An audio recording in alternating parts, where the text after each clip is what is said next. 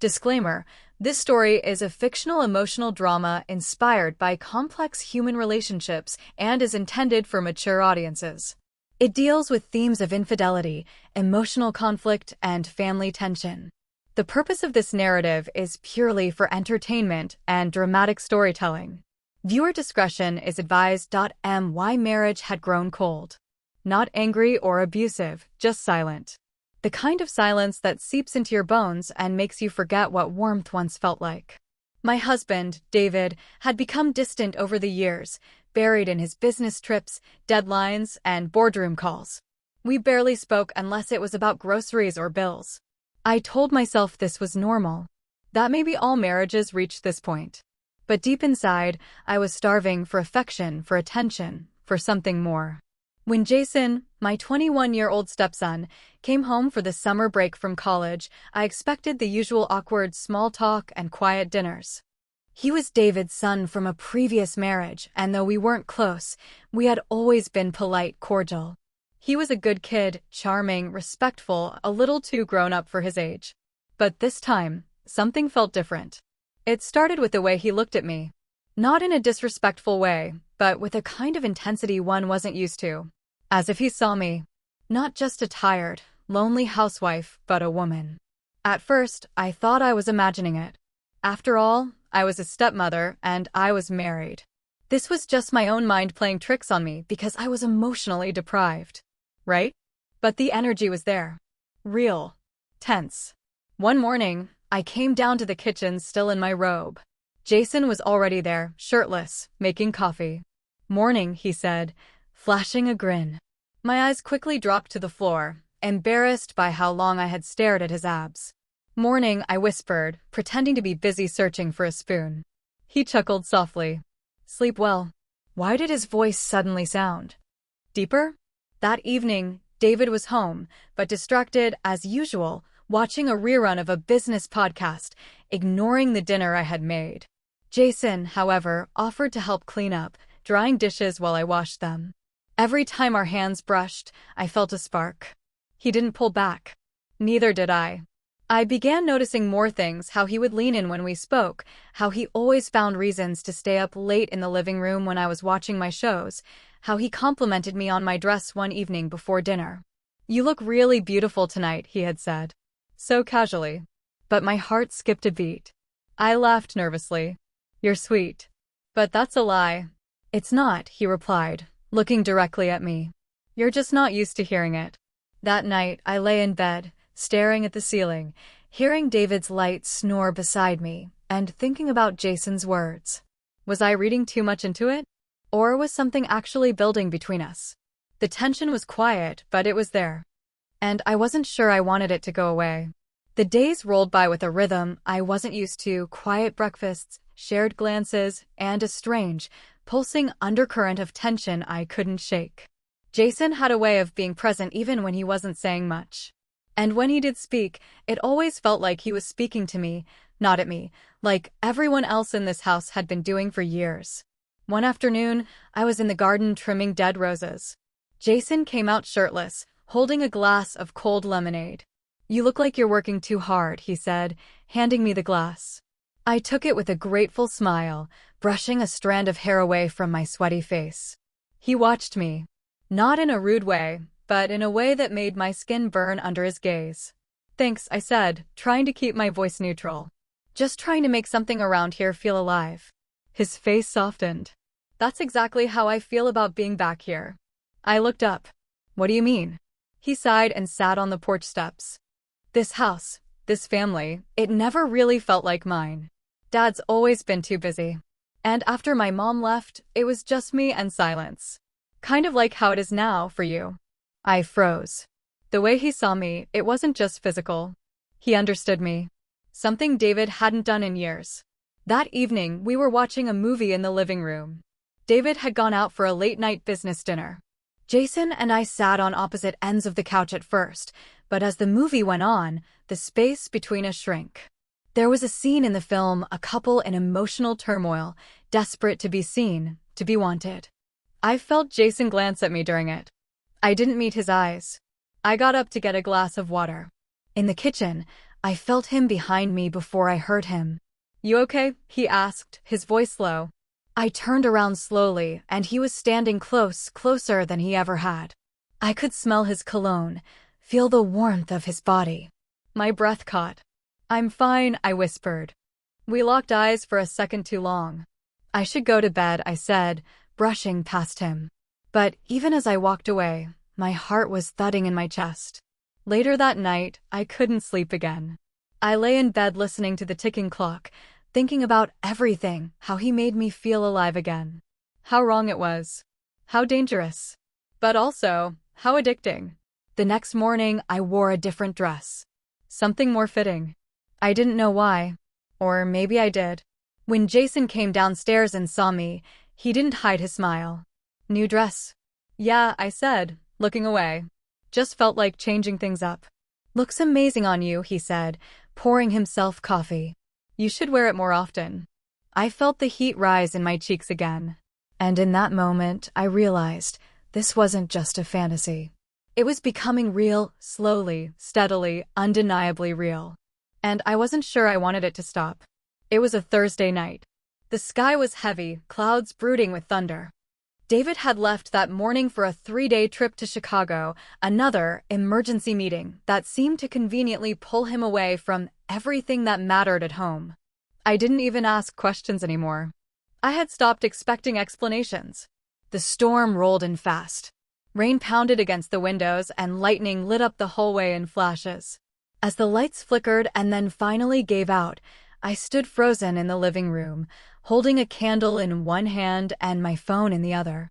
"No signal," I whispered to myself, staring at the useless screen.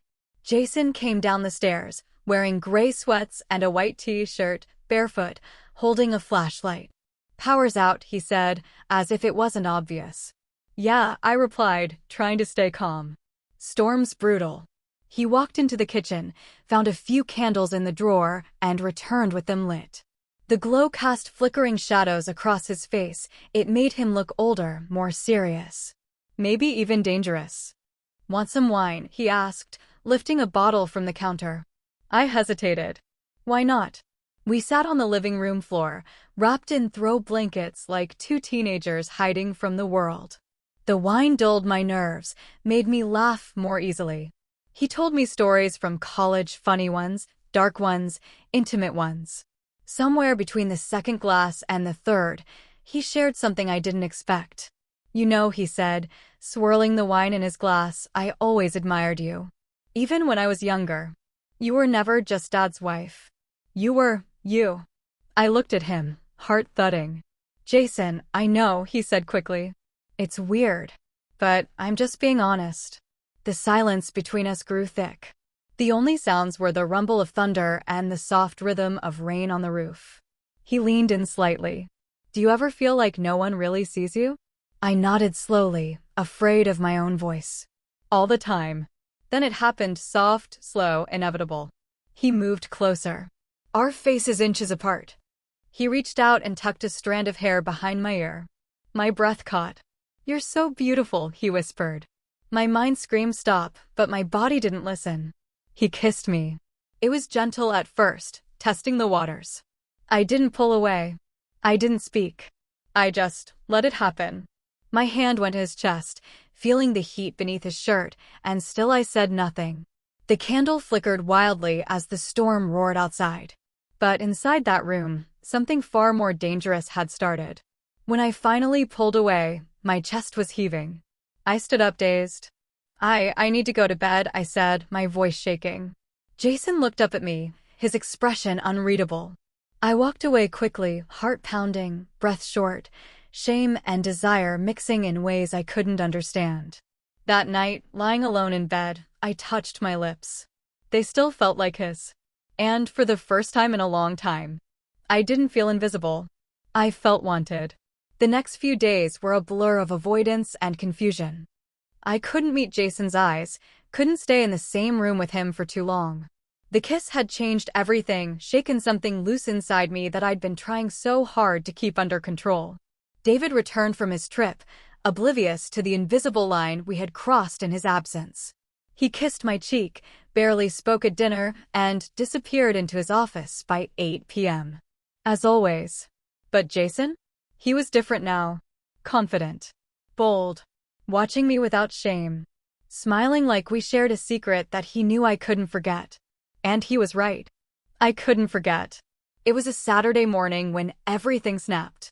I was in the kitchen, wearing a loose sweater and leggings, washing the breakfast dishes.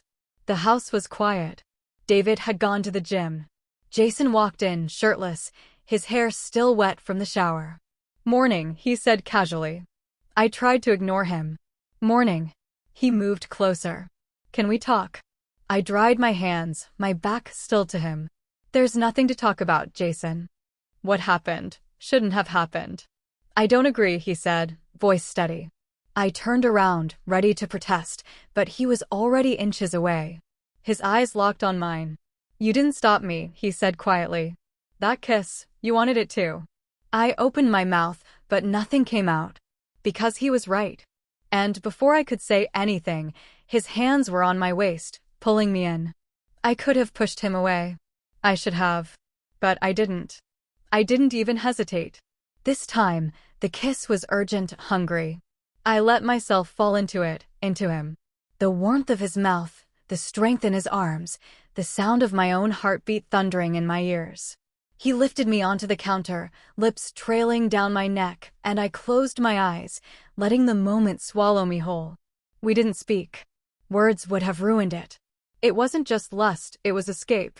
From my marriage, from my loneliness, from the emptiness that had taken root inside me for years. When it was over, I stood in the kitchen staring at the tiled floor, my sweater slipping off one shoulder, my body still trembling. Jason reached for me again, but I stepped back. "I can't. I need time," I said, barely able to breathe. He nodded, his eyes soft. "Okay. I'm not going to pressure you. But don't pretend like this meant nothing." It hadn't. It meant everything. I spent the rest of the day locked in the bathroom, staring at myself in the mirror. I didn't recognize the woman looking back at me. She was flushed, alive, but broken. I had crossed a line I could never uncross. And the worst part? I didn't regret it. Not yet. The days that followed felt like I was living in two separate worlds. In one world, I was David's wife, preparing his breakfast, nodding through conversations I barely listened to, pretending to care when he talked about sales reports and mergers. In the other world, I was someone else entirely, someone who waited for Jason's glance from across the room, someone who felt her heart skip when she heard his footsteps in the hallway, someone who could still feel his hands on her waist in the middle of the night. I hated the lie, but I also craved the thrill of it. Jason and I never spoke about what had happened in detail. We didn't have to. The silence between us was thick with memory and longing. When David left for work, Jason would find me, sometimes in the kitchen, sometimes in the backyard, once even in the laundry room. We didn't always touch. Sometimes it was just a glance, a smirk, a finger brushing my arm as he passed by. But every moment between us was loaded with something dangerous, something magnetic. And I let it continue. One afternoon, I was folding laundry in my bedroom when Jason walked in, holding a book I had left on the living room couch. "You forgot this," he said, placing it on the dresser. He lingered, eyes scanning the room, then locking with mine. "You need to stop coming in here," I said softly, not meeting his eyes. "Do you want me to stop?" he asked. I couldn't answer. Not truthfully. He stepped closer, his voice lowering. "Because I can't stop thinking about you." I took a shaky breath, folding the towel in my hands with trembling fingers. "Jason, I'm not a kid," he interrupted, firm now. "I'm not your son. I'm not even related to you by blood. And you know this isn't just about sex. You feel it too." I turned to him, angry at how easily he read me. "This isn't right. You're making this harder than it already is." He smiled bitterly. "Because you're pretending it's not happening." I walked past him, needing space, air, sanity. "You don't understand what this could destroy." He grabbed my wrist gently.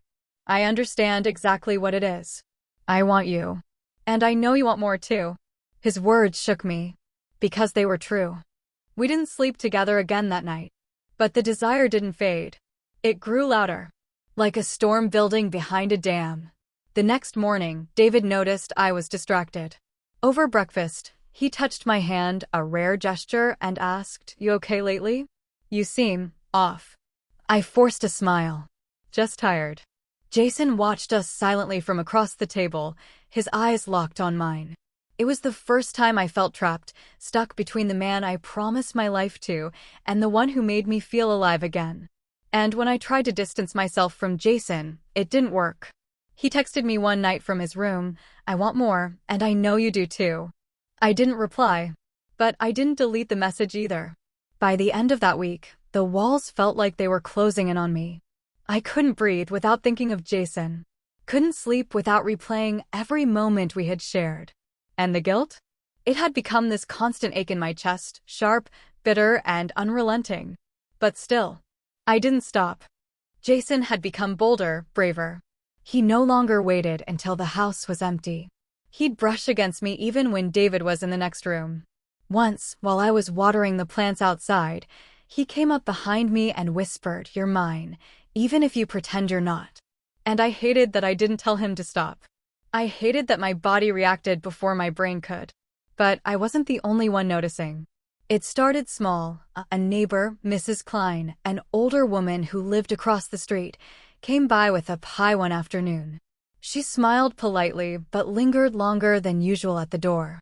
"You and Jason seem close lately," she said with a knowing look. "Almost like he's your boyfriend and not your stepson." I laughed nervously, brushing it off. "He's just home from college. We're catching up." She didn't look convinced. "Well, just be careful. People notice more than you think." Her words echoed in my mind all day. Later that night, I confronted Jason in the hallway. "You need to back off a little. People are starting to talk." "Let them," he said calmly. "I don't care what they think." "Well, I do," I snapped. He stepped closer. "Do you care about me?" I hesitated, then nodded slowly. "Yes. But it's dangerous." He softened. "Then come away with me." I blinked. "What?" "Let's leave. Get away from this mess. We can go somewhere, just us. No pretending, no hiding." His words should have terrified me, but a part of me, a broken, reckless part, wanted to say yes. But before I could answer, we heard the front door open. David was home early. Jason whispered, "Think about it," and disappeared into his room. That night, David watched me closely. At dinner, he barely touched his food.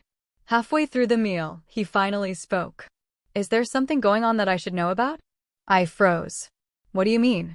He placed his fork down. "You and Jason. There's tension. Strange looks. You flinch when I touch you." I faked a laugh. "You're being paranoid." "I'm being observant," he said, his tone ice-cold. I got up, grabbing my plate. "You're imagining things." But the truth was, I wasn't imagining anything. I had created this mess. And now, everything was spiraling. That night, Jason stood at my door. He didn't come in. He just looked at me. "I'm done waiting," he said. "Choose. Him or me." I didn't answer. I simply closed the door slowly, gently, knowing everything was beginning to fall apart. The silence between me and David was unbearable. For days, we danced around each other, short conversations, cold dinners, no intimacy. I could feel the suspicion growing in him like a virus. He didn't say anything outright, but his eyes followed me now. Every move I made, every time I glanced toward Jason. Jason, on the other hand, had shifted completely. Gone was the boy with soft words and gentle touches. He was frustrated now, restless. His eyes pleaded for answers I still couldn't give. But how could I choose between the safety of a broken marriage and the chaos of a forbidden love? One evening, the air finally cracked. David came home early from work again. I was in the kitchen, wiping down the counter, pretending everything was fine. Jason was upstairs. The tension was thick enough to choke on. "I talked to Mrs. Klein today," David said, leaning against the doorway. My hand froze mid-wipe. "Oh." She said, "People are starting to whisper. About you. And Jason." I turned slowly, trying to control my breathing. "You believe that old gossip?" He took a step closer, his voice colder than I'd ever heard it. "I believe my instincts. And I believe what I see. And what exactly do you see, David?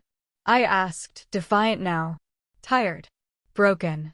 I see my wife pulling away. I see my son looking at you like he's in love. I see two people pretending they're not destroying this family. I looked at him for a long moment. And then, I cracked. I didn't mean for this to happen, I whispered. His face went pale. So it did happen. I'm sorry, I said quickly, tears already spilling. I was lonely, and you were never home, and he made me feel, don't, David snapped, stepping back. Don't you dare make this about me. I'm not excusing it. I cried. But I'm telling you the truth. I needed to tell someone. Why him? David asked, his voice breaking now. Why my son? I covered my face with my hands. I never meant to fall into this. But I did. He stared at me for a long time. Silent. And then, without another word, he turned and walked out the front door. The slam echoed through the house like a thunderclap. Jason appeared minutes later, breathless. What happened? I told him, I said, voice barely above a whisper. Jason nodded slowly, jaw clenched. Then let's go. Now. Before he comes back. But I couldn't move. My legs were frozen. My heart was pounding. I can't, Jason. I don't even know who I am anymore. He stepped closer, his eyes pleading. I love you. You feel this too. Don't deny it. I looked at him, really looked, this boy who had become a man too quickly, who offered me something raw and real, but also something I should never have touched. I need time, I whispered. Jason looked shattered. I'm done waiting. He turned and walked away. And just like that, I was alone. With the truth. With the wreckage. With everything I had done. Time didn't heal anything. It just put space between the moment everything broke and the slow, quiet realization that it would never be the same again. David didn't return that night. Or the next. He sent a message through his lawyer 2 weeks later, asking for space, separation, and eventually divorce. No screaming. No confrontation.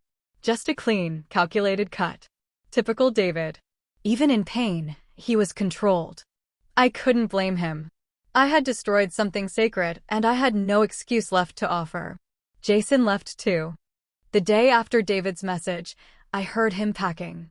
No words were exchanged. Just the sound of drawers opening, zippers closing, footsteps echoing down the stairs.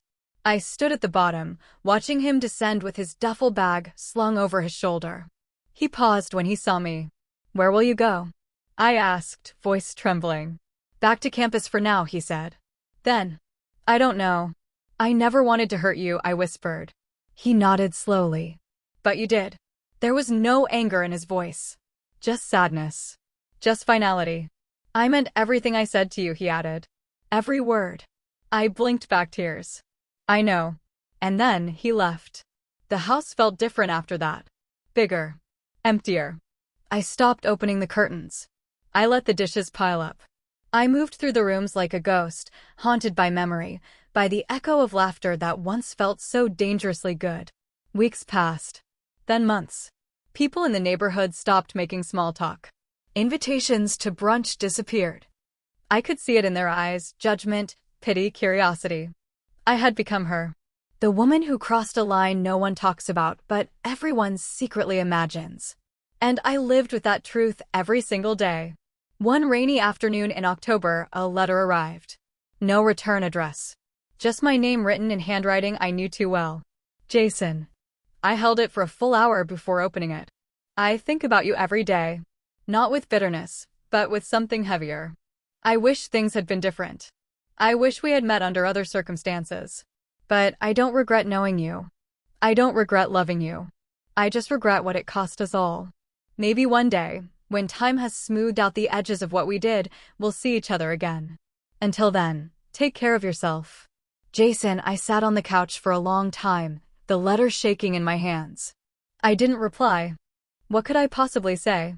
That I still thought of him when the wind howled against the windows? That I still woke up with the memory of his kiss lingering on my lips? That I was sorry, but not for everything? No. Some stories aren't meant to have happy endings. Just honest ones. And this was mine. 99.